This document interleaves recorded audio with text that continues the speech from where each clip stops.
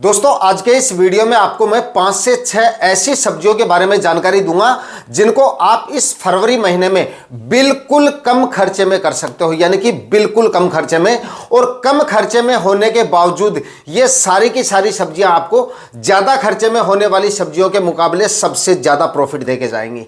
यानी कि खर्चा भी कम है लगाने का, मंडी भाव भी इन सभी सब्जियों से आपको काफी जोरदार मिलेंगे, उत्पादन भी काफी जोरदार मिलेगा और मार्केट वैल्यू गर्मियों में काफी शानदार रहने की वजह से ये सारी की सारी सब्जियां आपको जोरदार मुनाफा देके जा सकती हैं, क्योंकि लगाने से पहले इनमें बिल्कुल भी खर्चा आपका काफी कम होने वाला है।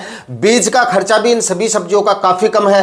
प्लास्टिक मल्च इनमें से एक भी सब्जी फसल में आपको लगानी नहीं पड़ेगी। और सब्जियों में सबसे ज्यादा जो खर्चे होते हैं वो प्लास्टिक मल्च के खर्चे होते हैं और बीज के खर्चे होते हैं। सबसे ज्यादा तो आपका प्लास्टिक मल्च का खर्चा होता है। अगर आप 1 एकड़ में प्लास्टिक मल्च लगाते हो तो खरीदने से लेकर बिछाने तक का टोटल जो खर्चा हो जाता है वो 15 से 20 हजार का आपका आराम से हो जाता है, अगर आप 25-30 माइक्रोन के प्लास्टिक मल्च इस्तेमाल करते हो।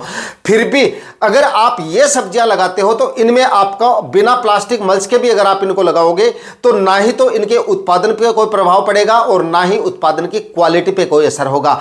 यानी कि बिल्कुल कम खर्चे में आप इन सब्जियों को लगाकर काफी शानदार मुनाफा ले सकते हो। तो दोस्तों इन सभी सब्जियों के बारे में इस वीडियो में आपको डिटेल से जानकारी देने वाला हूं, किस तरह से आपको इन सब्जियों को लगाना है, टॉप वैरायटियों के बारे में भी बताऊंगा और किस तरह से आप इन सब्जियों को बिना प्लास्टिक मल्च के लगा के शानदार मुनाफा ले सकते हो। तो वीडियो पे लास्ट तक बने रहना है और वीडियो अगर पसंद आए तो लाइक जरूर कर दिया करें। जो किसान भाई चैनल पे नए हैं या सब्सक्राइब नहीं किया है वो चैनल को जरूर सब्सक्राइब कर ले, ताकि खेतीबाड़ी से रिलेटेड वीडियोज आपको समय समय पे मिलते रहे। नमस्कार दोस्तों, मेरा नाम है सुरेश और आप देख रहे हैं खेत किसान झुंझुनू। दोस्तों नए और गरीब किसान भाइयों को सब्जियां लगाने में सबसे बड़ी जो समस्या आती है वो आती है खर्चे की समस्या, क्योंकि सब्जियां लगाने में खर्चे जो होते हैं वो काफी ज्यादा हो जाते हैं।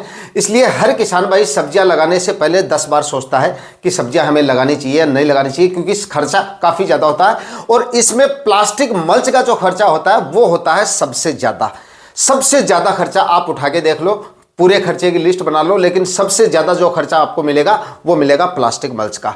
और ज्यादातर सब्जियां ऐसी हैं जिनमें प्लास्टिक मल्च लगाना काफी ज्यादा जरूरी होता है, वरना उनसे उत्पादन उतना ज्यादा नहीं निकाला जा सकता।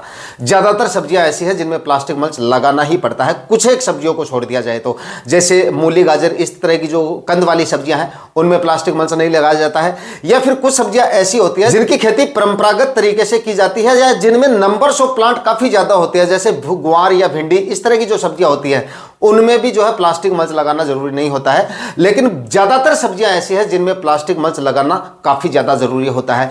लेकिन इनमें से भी कुछ सब्जियां ऐसी हैं जिनमें आप इस समय पे सर्दियों में अगर हम सब्जियां लगाते हैं, जैसे गर्मियों वाली सब्जियों को नवंबर, दिसंबर और जनवरी माह में लगाते हैं, तो उसमें प्लास्टिक मल्च लगाना काफी ज्यादा जरूरी हो जाता है, क्योंकि प्लास्टिक मल्च जो होती है आपकी, ये खरपतवार के साथ साथ बेड का जो टेम्परेचर होता है, जमीन का जो टेम्परेचर होता है प्लांट के पास, उसको भी मेंटेन करने में काफी ज्यादा रोल प्ले करती है। इसलिए सर्दियों में तो इन सभी सब्जियों में प्लास्टिक मल्च लगाना जरूरी होता है, क्योंकि आपके बेड का जो टेम्परेचर है वो प्लास्टिक मल्च की वजह से काफी हद तक मेंटेन रहता है। इस वजह से बीज का जर्मिनेशन भी आसानी से हो जाता है और जर्मिनेशन होने के बाद प्लांट की ग्रोथ भी रेगुलर बनी रहती है। और अगर इन्हीं सब्जियों को आप बिना प्लास्टिक मल्च के सर्दियों में लगा देते हैं तो आपका बीजों का जमाव नहीं होगा, या फिर अगर जमाव हो भी जाता है तो आपके प्लांट की ग्रोथ उतनी ज्यादा आपको देखने को नहीं मिलती है जितनी ज्यादा होनी चाहिए। दूसरा, प्लास्टिक मल्च की वजह से खरपतवार भी नहीं होता है और आपके बेड के अंदर यानी कि आपकी मिट्टी के अंदर जितने भी खाद उर्वरक हैं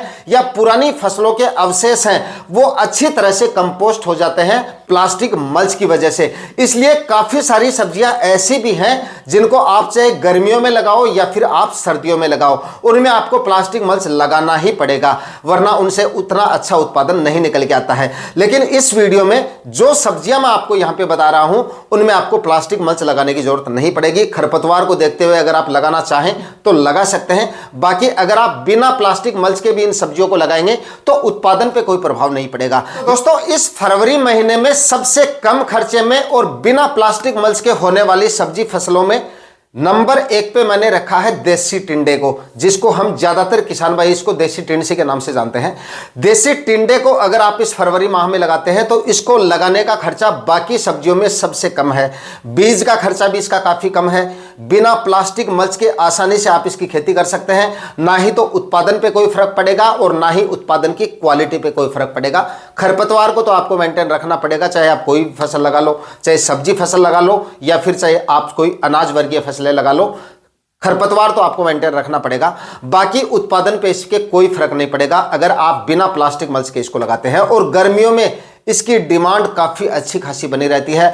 मंडी भाव इसके आपको 35-40 रुपए तक के शुरुआत में आराम से मिल जाएंगे और उसके बाद में 25-30 रुपए के एवरेज मंडी भाव आपको मिलते रहेंगे। जब तक आपकी देसी टिंडसी आपको उत्पादन देती रहेगी तब तक इसकी मार्केट वैल्यू भी अच्छी मिलती रहेगी और उत्पादन भी इसका आपको काफी शानदार मिलता रहेगा। बिल्कुल कम खर्चे में होने वाली और सबसे ज्यादा मुनाफा देने वाली फसल है, तो आप इस समय पे देसी टिंडसी का सिलेक्शन कर सकते हैं। काफी किसान भाई पिछले वीडियो में मैंने एक वीडियो में बताया था, तो काफी किसान भाई कमेंट करके वैरायटियों के बारे में पूछ रहे थे, तो इसकी जो वैरायटी है वो आपके एरिया में आसानी से मिल जाएगी। किसी भी बड़े बीज भंडार पे आप पता कर सकते हैं, जिनमें से नंबर 1 पर है ईस्ट वेस्ट कंपनी की भटिंडा वैरायटी आती है, इसका आप सिलेक्शन कर सकते हैं। देसी टिंडसी की काफी अच्छी वैरायटी है। और इसके बाद में नंबर 2 पे आती है माहिको कंपनी की माही टिंडा के नाम से आती है। यह भी काफी अच्छी और काफी शानदार वैरायटी है।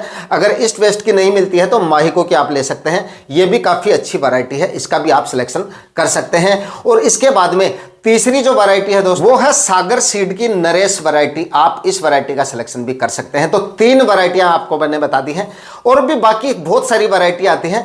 जो भी वैरायटियां आपके एरिया में मिल जाए उनका आप सिलेक्शन कर सकते हैं। काफी अच्छा उत्पादन आपको इनसे मिल जाएगा। इसकी खेती करने के लिए 4-4 फीट की दूरी पर आपको बेड बनाने हैं, क्योंकि बेलों की साइज इतनी ज्यादा बड़ी इनकी नहीं होती है, इसलिए 4-4 फीट की दूरी पर आप बेड बनाएं।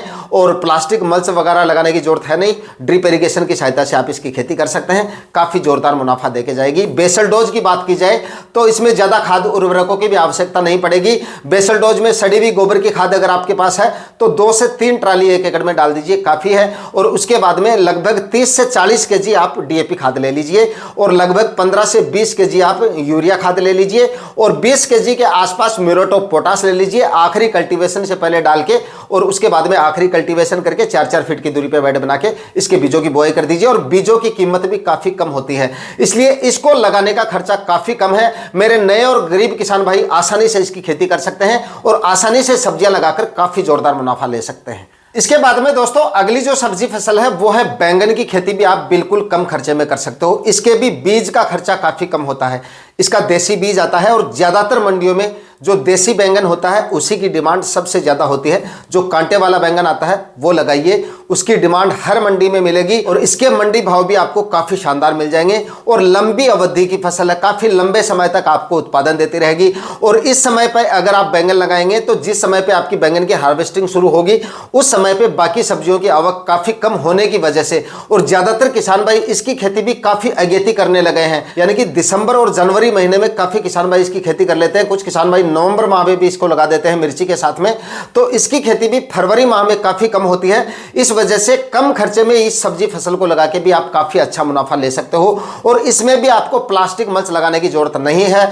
अगर आप लगाना चाहते हैं, अगर आपके पास पैसे हैं तो आप लगा सकते हैं, कोई दिक्कत नहीं। लेकिन अगर आपका बजट कम है, कम खर्चे वाली सब्जियों में इसको शामिल करना चाहते हैं तो आसानी से आप बिना प्लास्टिक मल्च के भी बैंगन की खेती कर सकते हैं। काफी जोरदार उत्पादन बिना प्लास्टिक मल्च के भी ये दे जाएगा। लगातार शुरुआत में 3 साल तक मैंने बैंगन की खेती बिना प्लास्टिक मल्च के की थी, काफी शानदार उत्पादन निकल के आया था। बैंगन की खेती करने के लिए भी आपको बेड से बेड की दूरी 4 फीट रखनी है। पहले हम क्या करते थे, ज्यादातर जो किसान भाई होते थे शुरुआत में मिर्ची और बैंगन के लिए हम 3-3 फीट की दूरी पे बेड बनाते थे। तो उसमें क्या होता है, हमारे प्लांट का जो डिस्टेंस होता है वो काफी कम हो जाता है, उससे हार्वेस्टिंग में भी काफी दिक्कत आती है। और बैंगन के झाड़ में कांटे होने की वजह से हार्वेस्टिंग में काफी ज्यादा समस्या आती है, रखरखाव में भी काफी ज्यादा समस्या आती है और खरपतवार निकालने में भी काफी दिक्कत आती है। तो आप 4-4 फीट की दूरी पे बेड बनाएं और जिगजैग आप प्लांटेशन कर दीजिए, काफी जोरदार उत्पादन बैंगन की फसल आपको देके चली जाएगी। इसके बाद में दोस्तों अगली जो फसल है वो है काचरे की खेती। जो काचरा आता है उसकी खेती भी आप कर सकते हो और इसकी खेती करने में भी काफी कम खर्चा आता है।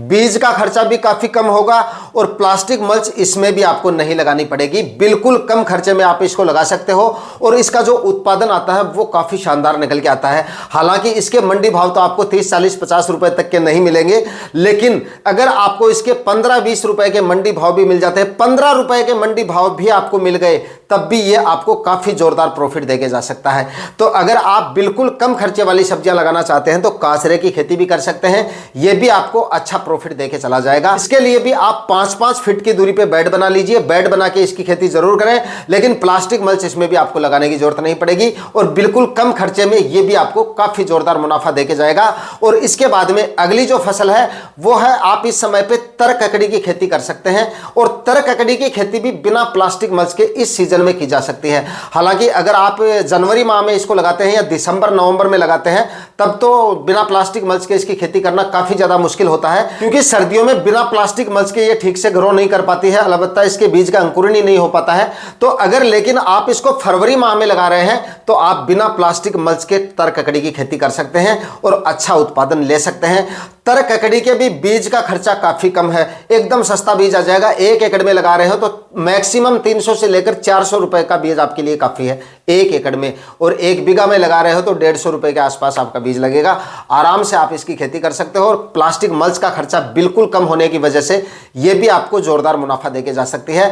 तर ककड़ी को अगर आप 15-20 फरवरी के आसपास तक लगा देते हैं, ज्यादा टेम्परेचर होने के बाद अगर आप इसको लगाते हैं तब तो इसका उत्पादन थोड़ा कम हो जाएगा, लेकिन 15 से 20 फरवरी से पहले अगर आप इसको लगा देंगे तो आने वाले दिनों में यह भी आपको जोरदार उत्पादन देके जाएगी और जोरदार मंडी भाव देके जाएगी। इसके मंडी भाव में गिरावट आती है एक बार, वो मैं आपको बता देता हूं, लेकिन जब तक आपकी तर ककड़ी की फसल हार्वेस्टिंग के लायक होगी तब तक वापस इसके भाव में सुधार होना शुरू हो जाएगा।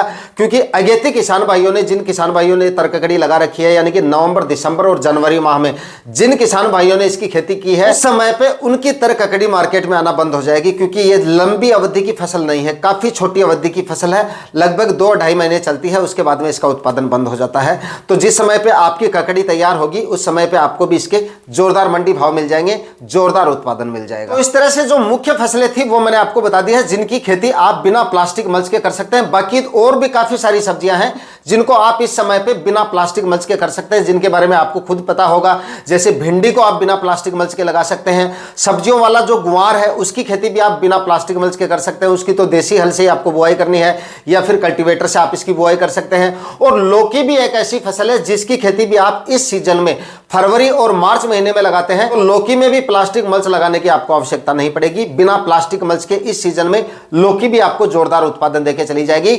बस आपको खरपतवार को मेंटेन रखना है, खरपतवार नहीं होना चाहिए इन सब्जियों में। बाकी बिना प्लास्टिक मल्च के बताई गई सब्जियां आप आराम से लगा सकते हैं, जोरदार उत्पादन देके जाएंगे और जोरदार मंडी भाव ये सारी सब्जियां आपको देके जाएंगी जो आज के इस वीडियो में मैंने आपको बताई हैं। आज का वीडियो अगर आपको पसंद आए तो वीडियो को लाइक शेयर करना ना भूलें। चैनल पे नए हैं तो सब्सक्राइब जरूर कर लीजिएगा। मैं मिलता हूं किसी और वीडियो में नए टॉपिक के साथ, तब तक के लिए जय हिंद, वंदे मातरम।